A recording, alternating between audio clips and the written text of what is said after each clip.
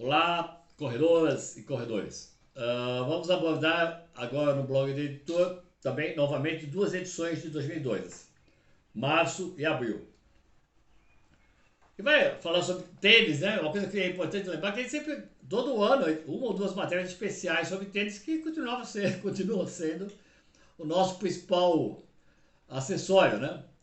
E que mais? Uma matéria especial sobre a Copa, que estava já, nós estamos em 2002.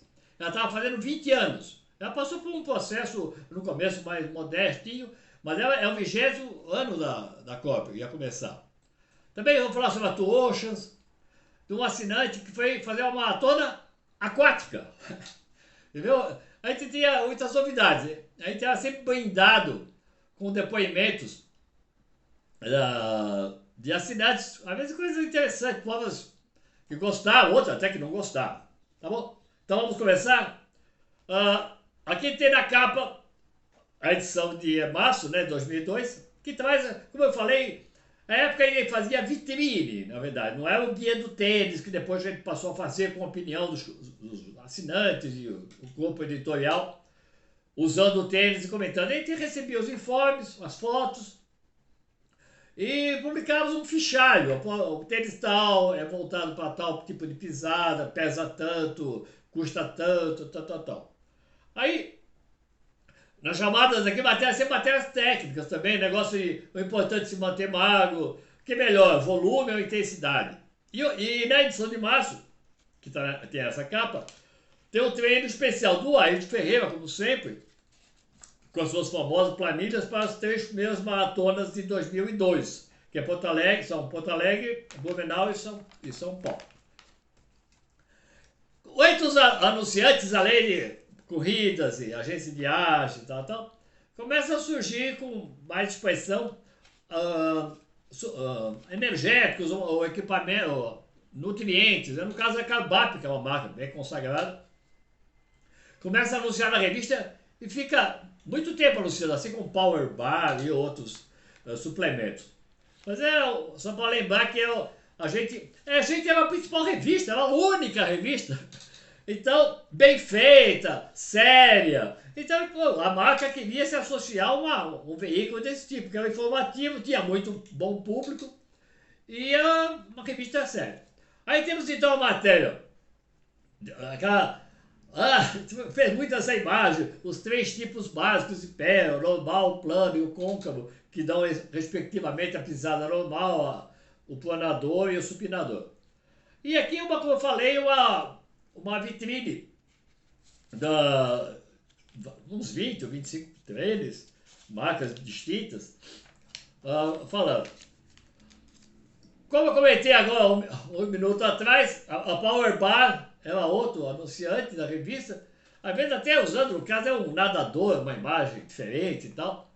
Mas é o famoso os carboidratos ou barra energéticas, carboidrato em gel ou barra energética, que é os dois, principalmente o carboidrato em gel. A barra energética é mais para queimar um galho antes de você correr, ter um pouquinho de fome e tal. Não é comum se levar barra para comer durante uma prova, mesmo a maratona. É mais comum carboidrato em gel. Então, aí tem o treinamento, treine corretamente para as 3 primeiras maratonas de 2002, que é o Porto Alegre, Blumenau e São Paulo. Inclusive o Ayrton faz um comentário, acho que foi a pedido meu, que essas provas tinham um intervalo pequeno entre elas, 2, 3 semanas. Eu preciso ver melhor, eu vou explicar na legenda quais foram as datas dessas provas. Aí eu perguntei para o Ayrton, eu sei que você acha que tem que ser, ele pensava um pouco, muito é elite, né, o Ayrton? Você acha que tem que ser 1 ou 2 maratonas por ano, né? Eu nunca achei isso. Porque o amador que corre acaba a prova tranquilo, não, acaba esgotado, acabado, como faz a elite, que vai lá e busca na sua sobrevivência, né? Corredor não, segura, tal. Um ou outro mais competitivo que acaba. Eu fui um competitivo no começo. Quantas vezes eu corri Blumenau e na semana seguinte eu praticamente não conseguia nem andar, descer a escada, então nem se fala. Mas na época eu fazia 3 horas e pouco, maratona, então eu dava tudo. Depois não. Então, eu sempre defendi que podia fazer mais que uma, até aquela coisa de vai para a Europa correr uma prova, corre 2. corre uma bem forte, a outra não. Aí conhece 2 corridas em 16, 17 dias. Então, eu falei para ele, então, ele teve várias sugestões. Correr Porto Alegre e depois São Paulo, 2 meses depois. Não, Porto Alegre na sequência, Blumenau, segurando numa e tal. E depois até ele fala, a contragosto, a pedido do editor, eu vou até fazer um comentário a respeito de fazer as 3. Então, descanse, porque senão você não consegue. Então, aqui tem a tabela dos ritmos. Porque ele definia as planilhas dele por faixa de ritmo, de condicionamento. Então cada um já sabia, eu faço 10 para quanto? Eu faço 10 para 50, eu faço 10 para 1h02, eu faço para 40 minutos. A partir daí, falava, se você faz o 10 para 40, você tem uma estimativa de correr uma maratona para tanto. Então o seu ritmo, então ele definia aqui na tabela os ritmos a serem adotados por cada um, começava em B1, porque o A era elite de verdade, elite top. O B1 é aquele cara também. Depois ia até H3. Os vários níveis. E as famosas planilhas. A gente foi fazendo, mudando o visual, assim. Quando chegou o Sérgio Rocha, a gente começou a fazer umas planilhas, assim, mais bonitonas, digamos assim. Mas o conceito das planilhas é o mesmo. A gente fazia e era seguido por centenas e centenas de corredores que conseguiram. E funcionava. Eram planilhas puxadas, mas compensação na maratona o cara, olá, deu certo. E eu também, metido a besta, faço um depoimento, porque eu corria já, não estava correndo já acho como um treinador, corri só 2 anos, terminado pela Silvana Cola, por razões diversas, nada contra, lógico, mas eu sempre me senti meio autossuficiente. E eu corria, muito tempo eu corria por tempo, eu vou correr 2 horas hoje. Vou correr 1h e pouco hoje, vou correr 3 horas. Eu corria por tempo, assim, no sentido de quanto tempo. E procurava fazer meu ritmo que eu podia. Então eu fiz uma sugestão de treinamento. A revista estava querendo ver se a Maratona de São Paulo passava a ter corredor. Porque tinha muito turista, o cara chegava lá nem sabia a distância, era estimulado pela TV e tal. Aí a gente defendeu a realização de treinos e a Ascom passou a fazer, que foi excelente. E aqui também eu faço uma sugestão, iniciantes correrem a Maratona de São Paulo. Aí eu faço, terça, quinta e domingo. Começa correndo 1 hora, depois 1h10, vai aumentando gradativamente. Você vai chegar na maratona e não vai sair bem. Vai correr a maratona. Não é aquele negócio de correr até o 25, 30 e depois ficar andando. Ai, meu Deus do céu, horrível. Aqui é um anúncio da Diadora. Uma das marcas que começam a chegar no Brasil. Várias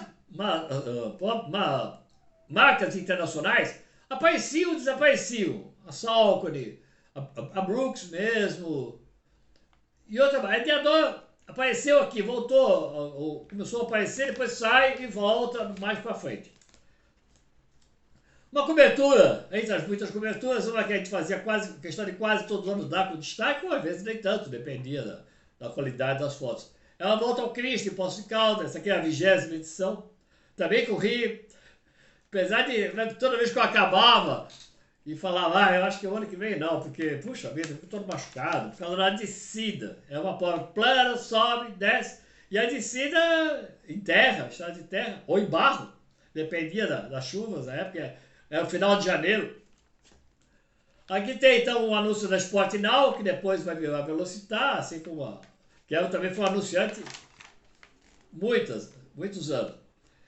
A Liane Peretta, que é uma fisiologista, e também foi atleta, teve um estágio na África do Sul, com um especialista, que eu me lembro o nome agora, foi fazer mestrado lá. E quando volta, é uma companheira de corridas ali na cidade universitária, e eu falei, se eu não queria começar a escrever. E ela passa a escrever, inicialmente, como ela trabalhava também para Mizuno, para São Paulo, para Gatas. E escrevia como consultora dessa empresa, e aqui ela escreve sobre câimbras, o assunto que não acaba nunca, né? Ia falar hipóteses para tentar explicar as câimbras. Que é uma coisa intrínseca, quase, isso eu posso falar que é quase intrínseca ao corredor, todo corredor vai ser lesionado, que é uma bobagem, mas câimbra, para todo mundo que corria meio seriamente, era complicado. E aqui, o iote, né, com a sua charge todo mês, aqui brincando por ser gaúcho e por correr a maratona de Porto Alegre muitas vezes, Aqui ele brinca, mas eu estou em Porto Alegre sempre inovando, aí dando um chimarrão no percurso. Ok? Vamos então agora para a edição de abril. Destaque uma edição, matéria especial sobre os 20 anos da COP. E a cobertura uma corrida em Balneário Camboriú, também é muito interessante, a Interpraias. E a BR de Paraty, aquela que eu já comentei, que saía perto de Paraty, chegava em Paraty. As duas de distância, 16, 21, as duas de 21 quilômetros. É isso. A Rússia Interpraia era 18 quilômetros. E a Paraty era quase 21, variava. Aí muitas chamadas. Aí, então tem a matéria especial dos 20 anos da Copa, o título é bem claro, uma história de respeito aos corredores. A Copa foi um sucesso, era totalmente eficiente, tudo, não tinha erro nenhum, acontecia eventualmente uma coisinha qualquer, mas era raríssimo. E o que era interessante era a preocupação em atender bem as pessoas. Quando se fala de Nova York, nossa, Nova York, mas não é por milagre, não é porque Nova York é legal, a Big Apple. Não, lógico, é um apelo da cidade. Mas da prova, se aparece um erro vai acusar mal. Os últimos colocados, puxa vida, no ano seguinte está corrigido. Lógico, e atenção para a elite, e arrumar verba para poder pagar a elite. Mas a preocupação sempre foi com todos, elite e tudo, e os outros 99% participantes. Então aqui uma chegada do Iserben no circuito Copa e Pão de Açúcar. Aqui uma foto dos fundadores, digamos assim, da Copa, gente que estava lá há anos, e que muita gente colaborava também na revista, como o caso do Vasco, e de outras pessoas que trabalhavam lá, participavam da diretoria da Copa. Aqui a Rússia Interpraias, do Balneário Camboriú, uma prova feita por um assinante da revista Felício. E a prova é um sucesso, a pessoa ia de barco até a largada, chegava lá, aqueles barcos turísticos, né? E chegava lá, largava e vinha por estrada até perto do Balneário Camboriú. A outra prova que também praticamente todo ano dá, eu corri 2 vezes lá, é os 50 km do Rio Grande. É uma prova, é uma única prova de 50 km do Brasil e devia ser prestigiada mesmo, para quem gostava. Já corri umas 10 maratonas, vai correr uns 50 então, pô. Que aliás não é uma grande diferença, né? Como vocês podem imaginar. Aí uma cobertura que na verdade não foi eu que fiz, mas foi um grande colaborador da revista, um grande auxiliar da revista, que foi sempre, é o Márcio Ederich, que, como eu falei, tinha a coluna dele, a crônica, né? Espírito Corredor. Mas começa, mas vou tal lugar correr, posso escrever? Lógico, pô, ele faz a cobertura. Aí vai fazer sobre a corrida da cidade de Aracaju, que na verdade chega em Aracaju e sai de São Cristóvão, uma cidade histórica, a terceira ou quarta cidade mais antiga do Brasil, lá no interior de Sergipe, e vem por estrada até Aracaju, após sai à tarde, à tardinha, e chega à noite, a noitinha em Aracaju. Que é bom, porque é o calor, né? E a prova em estrada, o percurso não é fácil. E uma característica dessa prova, que é uma prova de estilo tradicional, assim, que é os troféus imensos que dava. Aqui é uma foto, os 10 primeiros de cada masculino e feminino, faixa etária. E os troféus, aqueles troféus de meio metro, 1 metro, terríveis. Mas é uma tradição da época de se dar troféus enormes. Aqui, entre os muitos anunciantes que nós tivemos de agência, a Chamonix, a Câmara foi uma presença constante. Apesar que nem sempre eu tinha alguns atritos, às vezes, com a Berta Olival, que é a diretora da Câmara, e que eu conheço então há 30 anos. De vez em quando ela fala, mas você não deu uma cobertura tal. E eu falo, Beth, independência ou vida. Eu falava, a minha revista, eu sou o dono, eu tenho que ter independência, senão eu não consigo, minha cabeça não funciona. Mas enfim, foi um anunciante, ela tinha um retorno. Aqui ela anuncia Nova York, e já não só as provas lá de fora, como anuncia também aqui, Porto Alegre, o revezamento BR, Blumenau, Berlim, Chicago, obviamente, depois da Disney, que vai trabalhar muito a Disney, vai ter um enorme sucesso, levando centenas de brasileiros para lá. Até hoje ela está firme aí, obviamente. Camel Turismo, Bete Olival. Aqui, a Liane Beretta, então, tinha feito um estágio na África do Sul, onde era havia um grande conhecimento sobre atletas fundistas, até por tradição. Eu me lembro que ela vai escrever uma matéria mais para frente, a Liane Beretta, falando na África do Sul, onde ela ficou lá 2, 3 anos, fazendo mestrado ou doutorado. O título da matéria é assim: na África do Sul, maratona é treino. Porque tem um monte de maratona. Impressionante. No Brasil tinha 6, 7 maratonas, contando as não oficiais, umas 10, vai. Na África do Sul, que é um país bem pequeno, perto do Brasil, tinham 50 maratonas. E mais umas 10 ou 15 ultras 60, 70. Então ela faz uma matéria com base no que ela ficou estudando sobre os corredores negros, que já começam assim, prova de fundo, maratona, ou mais ainda, os negros vão aparecendo. A Bebe Bikila começou esse processo todo, o etíope, você sabe. Aí ela faz então uma matéria, ali, a Beretta, sobre a Tuochas, que é uma prova belíssima, né? 56 quilômetros, e que é usado muito como treino para a corrida. Ela acontece em abril, maio, e a corrida é em junho. A corrida é 90 quilômetros, como você sabe, não é na cidade do Cabo, é em Durban e outras cidades lá de cima, Pietermaritzburg. E a Tuochas não é uma prova fácil, não, nem um pouco. Apesar de ser muito bonita, a Tuochas, porque ela tem o Índico, o Oceano Índico de um lado e o Oceano Atlântico do outro, que passa nos dois lados, porque a cidade do Cabo fica no sul da África do Sul, no Cabo da Boa Esperança, lá embaixo, né? Por isso o nome. Aí a Daniela Franco, uma assinante, que é de São Paulo, falou: Tomás, eu fiz uma coisa diferente, já corri maratona, tal, e eu sempre gostei de nadar, tal, e resolvi participar de uma maratona aquática. Aí fala como é que foi participar, as similitudes ou similaridades com uma maratona. Lógico, não tem abastecimento, não sei o quê, e é na água. Mas enfim, mostrando que é interessante participar de prova diferente. São pessoas que gostam de praticar esporte, né? Não necessariamente só correr. Aqui mais uma matéria minha sobre organização de prova. Eu volta e meia me pegava muito isso. Eu queria que as corridas fossem melhorando cada vez mais, né?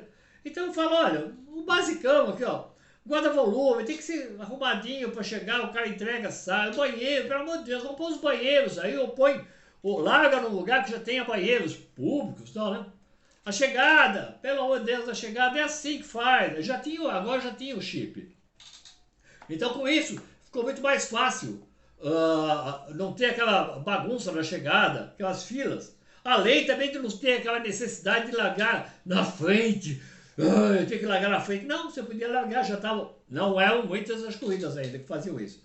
Mas já muitas provas já faziam o tempo líquido, consideravam. Ao menos você falava, não saía às vezes o tempo líquido, não divulgava. Mas o cara falava: pô, eu passei a prova no meu relógio aqui e vi meu tempo foi tal, legal, o tempo líquido, corri os 21 para tal tempo. Bom, aí aqui também uma sessão fixa que ela voltou, né, que eram os melhores locais. Aqui uma sobre Botucatu, um assinante de Botucatu escrevendo.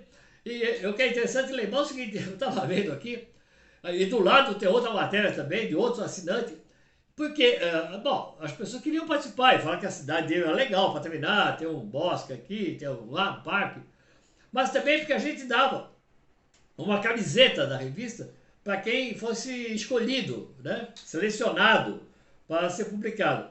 E a Adidas dava um par de tênis. Aí todo mundo queria participar. E aqui tem mais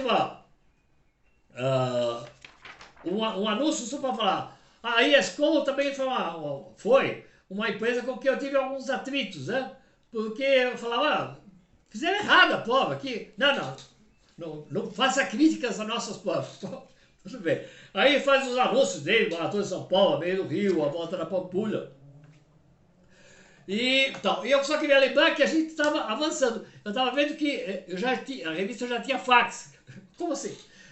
Fax, né? Tinha e-mail, né? Que eu achava que nem tinha. E eu continuava fazendo a revista sozinho. Editava integralmente a revista, uns textos, a edição de arte, que não era muito artística, mas era informativa, isso que importa, tá bom? Muito obrigado pela atenção. Informe os amigos sobre o nosso blog do editor. Um abraço.